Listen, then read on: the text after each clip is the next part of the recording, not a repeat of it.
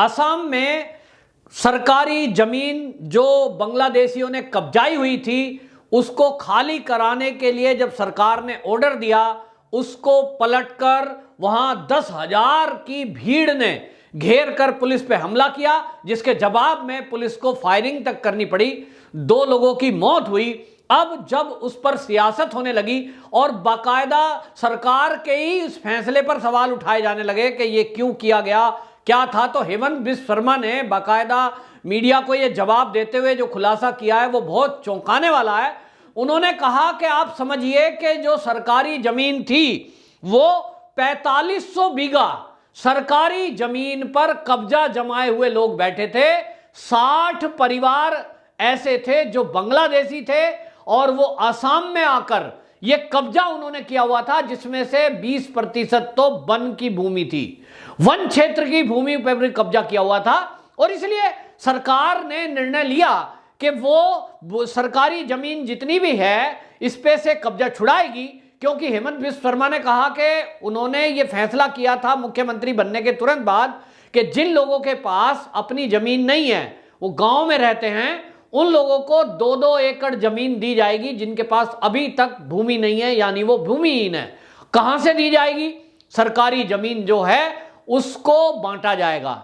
अब जब उन्होंने ये देखा कि एक जगह ऐसी है जिस पर लोगों ने कब्जा किया हुआ है और वो छोटी मोटी जमीन का टुकड़ा नहीं है, 4500 बीघा जमीन को मुक्त कराने के लिए जब पुलिस गई तो सवाल यह उठता है कि वहां जो परिवार थे वो 60 परिवार केवल थे।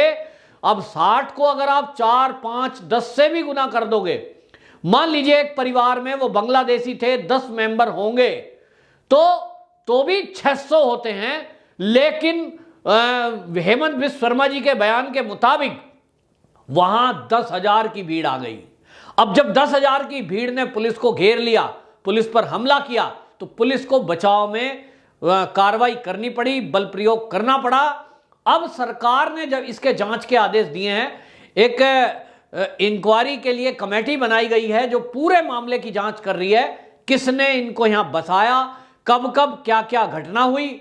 और सवाल यह भी उठ रहा है कि ये 10,000 की भीड़, इनके हाथों में हथियार ये कहां से आए।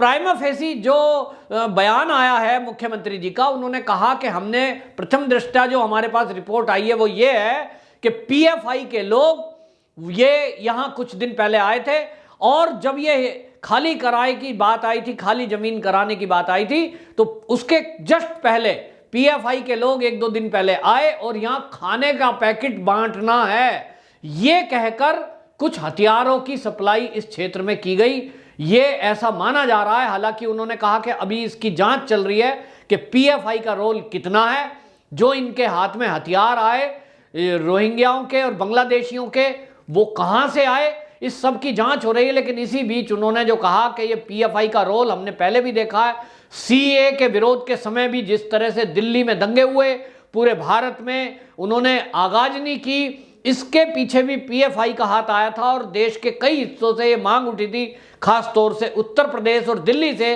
कि पीएफआई की जब फंडिंग का खुलासा हो रहा है, दिल्ली में तो 1.5 करोड़ रुपए का खुलासा हुआ था कि पीएफआई ने दंगाइयों को पैसे बांटे थे और इसलिए इसको बैन करना चाहिए।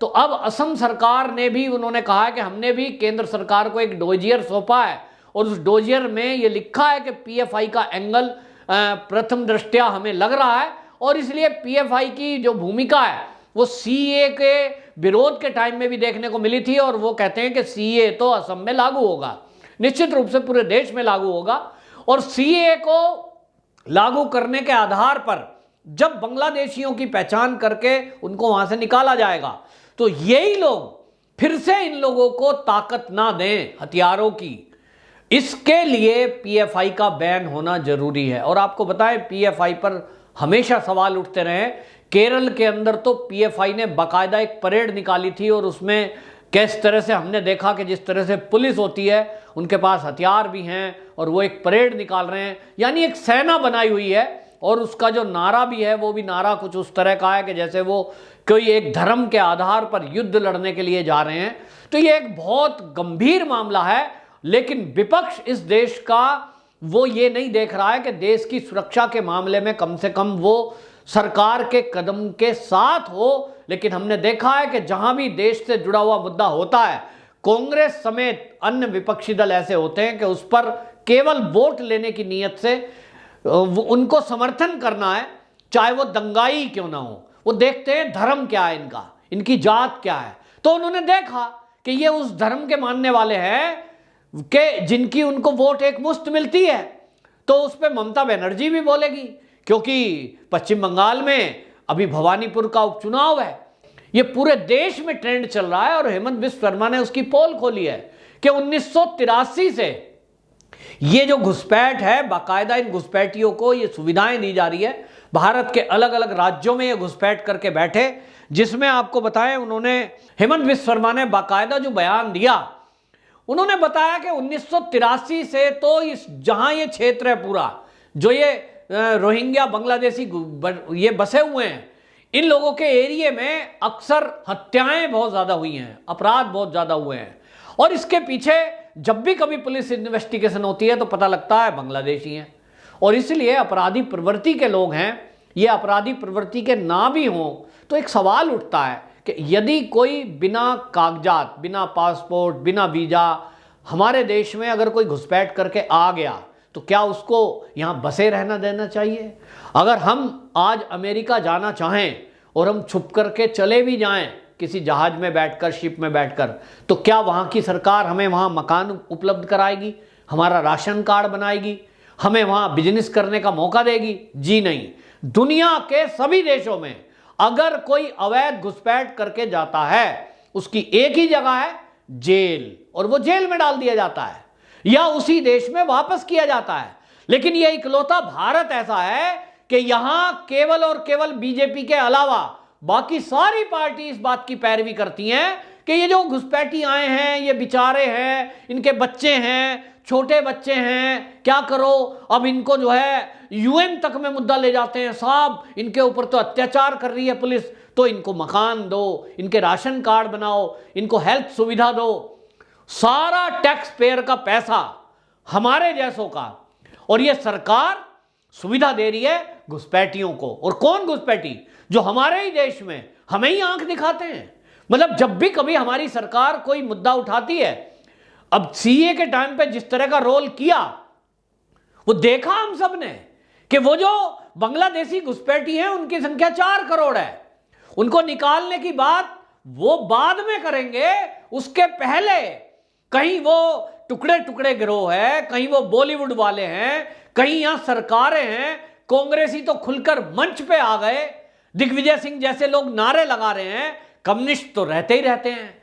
कितनी शर्म की बात है कि राजनीति के लिए हम इतना नीचे गिर जाएंगे कि देश विरोधी एक्टिविटी में हम शामिल हो जाएंगे।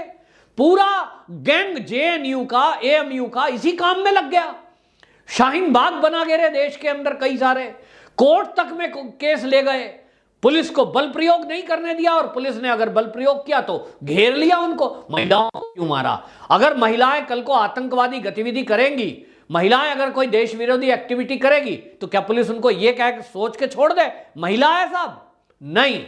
इस देश के कानून, और दुनिया का कोई देश ऐसा नहीं है जहां यह कानून ना हो कि यदि कोई अपराधी है, वो महिला है या पुरुष, उसको सजा मिलनी चाहिए। लेकिन इस देश में कुछ लोग अपने को लिबरल्स कहने वाले ऐसे हैं जो हमेशा ये अपराधी और घुसपैठियों के साथ खड़े दिखाई देते हैं। हेमंत बिश्व शर्मा और उनकी सरकार ने जो काम किया है वो बहुत सराहनीय है। पूरे देश में इसी तरह का एक्शन होने की जरूरत है। और जिस तरह से हेमंत बिश्व शर्मा अपनी पुलिस के साथ खड़े हैं, एक ही व्यक्ति हमें दूसरा दिखाई देता है, वो है योगी जी। और इसी के पद चिन्हों पर अभी कुछ दिनों में हमने हरियाणा में देखा, और ये खट्टर साहब थे जिन्होंने कहा कि पुलिस की कार्रवाई जायज है। इस तरह से पुलिस का मनोबल बढ़ाने की जरूरत है, बजाय इसके कि हम पुलिस को कटघरे में खड़ा करके और अपने को पाक साफ साबित करें। ये भारतीय जनता पार्टी की जहां जहां सरकारें हैं वहां हो रहा है, लेकिन होना पूरे देश में चाहिए कि हम सुरक्षा बलों का मनोबल बढ़ाएं। और कानून का पालन कराने के लिए जिस तरह से पुलिस अपनी जान जोखिम में डालता है, उनको शाबाशी देनी चाहिए। और इस तरह के दंगों में जिनकी ड्यूटियां लगती हैं, उनको कुछ एक्स्ट्रा फैसिलिटी भी देनी चाहिए। ये हमें ध्यान रखना होगा। वरना तो कोई भी पुलिस, कोई भी सेना का व्यक्ति वो कहेगा मैं क्यों मुसीबत मोल लूं, अपनी ड्यूटी में पीछे पीछे रहता हूं, सरकार का काम है, होने दो जो हो रहा है। इस देश में अभी तक यही हुआ है कि कोई अधिकारी आगे बढ़कर इसलिए नहीं आता क्योंकि नेता लोग अपने वोट लेने के चक्कर में पुलिस अधिकारियों को सस्पेंड कर दो, इसका ट्रांसफर कर दो, इसके खिलाफ केस कर दो, ये दोगलापन दिखाते हैं। आदेश कुछ देंगे और आगे पढ़ के बाद में कहेंगे साहब ये तो पुलिस अधिकारी, किसने ऑर्डर दिया, सस्पेंड करो इसको, डीएम को सस्पेंड करो। अपने को पाक साफ बचा लेते हैं, लेकिन ये भारतीय जनता पार्टी है और उसका कल्चर है। ये हमने कल्याण सिंह जी के समय में भी देखा, जिन्होंने बाबरी ढांचा ढहाए जाने के समय में कहा था दोषी मैं हूं, जिसको कार्रवाई करनी है मेरे ऊपर करो। आज की डेट में योगी जी हो, हेमंत बिश्व शर्मा हो या खट्टर जी हो, इन्होंने एक उदाहरण प्रस्तुत किया है कि अब देश बदल रहा है और भारतीय जनता पार्टी के जहां जहां सरकारें हैं वहां यह विश्वास है कि निश्चित रूप से सही लोगों को न्याय मिलेगा और अपराधियों को सजा। वंदे मातरम।